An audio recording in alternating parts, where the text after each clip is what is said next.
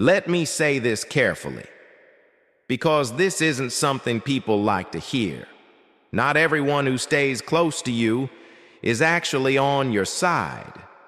Some people don't want to see you fail, but they also don't want to see you grow. They don't attack you. They don't leave dramatically. They stay close, quietly benefiting from your energy, your time, your emotional availability. And that's what makes this so confusing. If while listening to this, you feel a slight knot in your stomach, don't push it away. That's usually awareness knocking. Today, I want to walk you through 7 subtle signs of toxic friendship, the kind most people ignore for years, not because they're naive, but because they're loyal, and misplaced loyalty doesn't explode. It drains you slowly. 1. They show up mainly when you're struggling. Notice the timing. They're distant when things are going well, but suddenly very present when there's stress, chaos, or drama. They don't really celebrate your progress. They hover around your pain. That's not support. That's emotional dependence. Healthy friends want to grow with you. Toxic ones feel useful only when you're low. 2.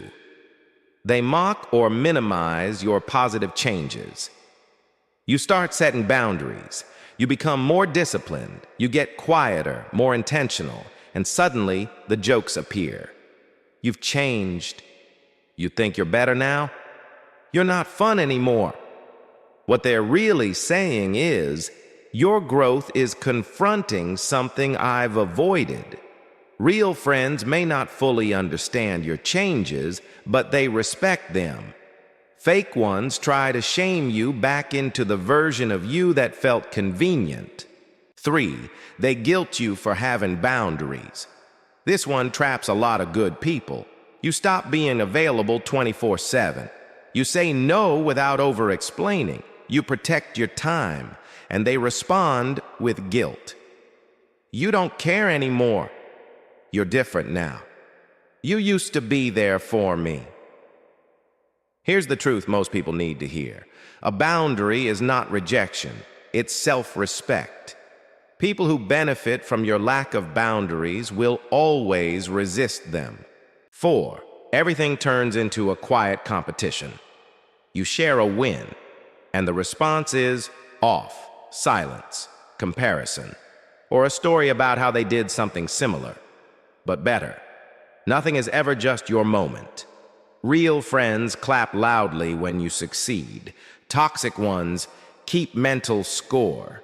If your success makes someone feel smaller, they're not standing beside you.